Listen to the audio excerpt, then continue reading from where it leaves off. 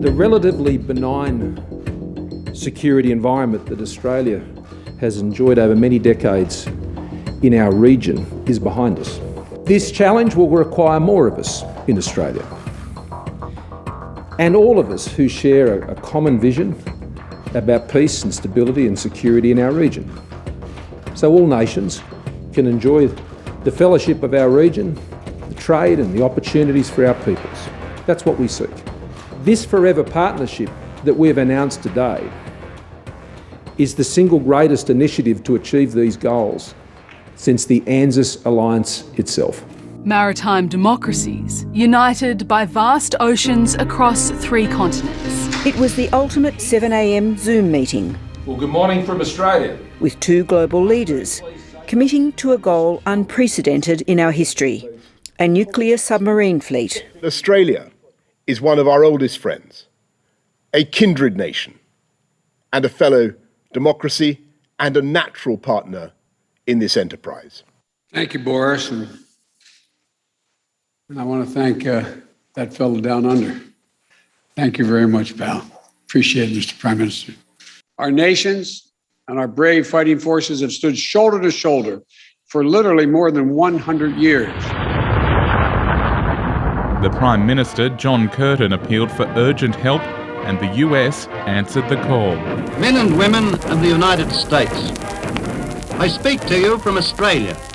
Australian Prime Ministers have often evoked the strong ties of our alliances, first with the United Kingdom, and during most of our lifetimes, the relationship with the United States.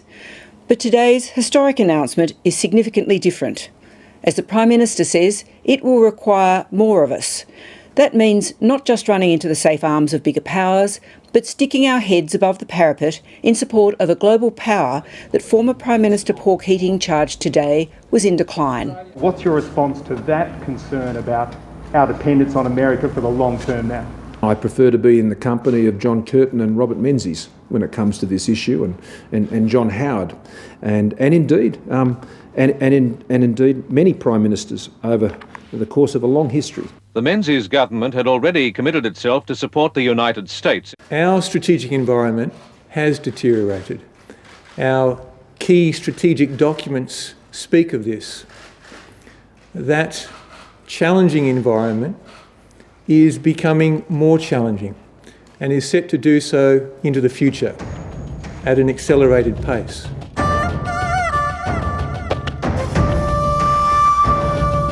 I think it's a bad decision, Laura. I think particularly for the United States, their aim in making this really significant gesture from their point of view of giving us access to this very sensitive technology is to enhance our capacity to support them in a war with China. I think it's a decision we need to accept in the national interest. It's a hard decision. It's a tough decision. I think the mismatch between the deterioration in our strategic environment, the accelerating concern about China, and the incremental way that Australia was building up its defence capabilities was unsustainable. Something had to give. Let's face it, nobody seems to even be pretending anymore that this isn't about China. The ANZUS relationship and its goals have been through all sorts of iterations and wars, as has our relationship with the region in which we live. Mr Hawke and President Reagan will talk in general terms about the need to review the ANZUS Treaty, to strengthen it and make it more relevant. A strategic and cultural alliance with the United States, but our bread and butter is with North Asia and Southeast Asia. We have now strategically moved firmly back to our traditional Western alliance partners. However, just as the power of China was not a feature of the global balance when we were last so close to the UK and the US, we have also recently formed new strategic ties with others in the region, notably our new Quad partners, India and Japan. The fact is that most other countries in Asia don't share our approach and America's approach to China. So I think in Southeast Asia, and for that matter further north, there'll be a lot of people who'll look at this. They might not complain about it out loud, but they'll look at it and see it as a negative development because it further entrenches the idea that we've got a new Cold War in Asia with America on the one side and China on the other. They're stuck in the middle. They don't want to choose. They see that Australia has made a choice. And then there is how China itself sees the deal. Tonight, a spokesman for Beijing's foreign ministry said the deal undermines regional peace and stability. Are you prepared for more economic trade sanctions from China in response to this? And are you seeking a meeting with President Xi to explain what this is all about? Well, that engagement has already commenced with China, as it has with many countries in the region, including our Quad partners in Japan and India. Just in case the Chinese were wondering where we stood, the PM also announced increased long-range missile capacity today, including Tomahawk cruise missiles. Our investment in defence will only increase in the future. Politics and strategy are never far apart, and the contentious nature of a shift to a nuclear-powered fleet has politics written all over it, as something on which to try to wedge Labor and to reposition a politically wounded Prime Minister for a khaki election. Opposition leader Anthony Albanese was playing a careful game in response today, welcoming strengthened cooperation with our close allies. Labor has three conditions for the support of nuclear-powered submarines, which we have sought assurance on. Firstly, that there be no requirement of a domestic civil nuclear industry. Secondly, that there be no acquisition of nuclear weapons. And thirdly, that this agreement would be compatible with the Non-Proliferation Treaty. All of those conditions, I believe, can be met.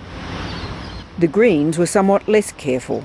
This is a dangerous move that will make Australia less safe by putting floating Chernobyls in the heart of our major cities. So what has changed since Malcolm Turnbull and French President Emmanuel Macron celebrated a $50 billion agreement for Australia to build French conventional submarines? The French offer represented the capabilities best able to meet Australia's unique needs.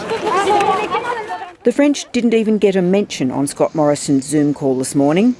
Perhaps understandably, they aren't happy after conspicuously aligning with us on the Indo-Pacific as recently as June.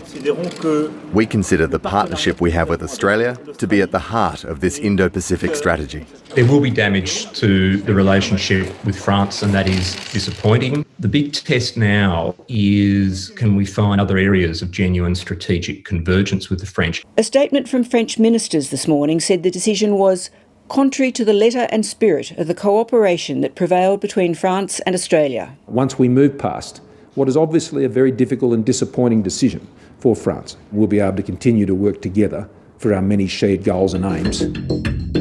I think there are plenty of questions to be answered here. How can we operate independently? And how can we use this relationship to also shape alliance strategy, American strategy, British strategy, and others?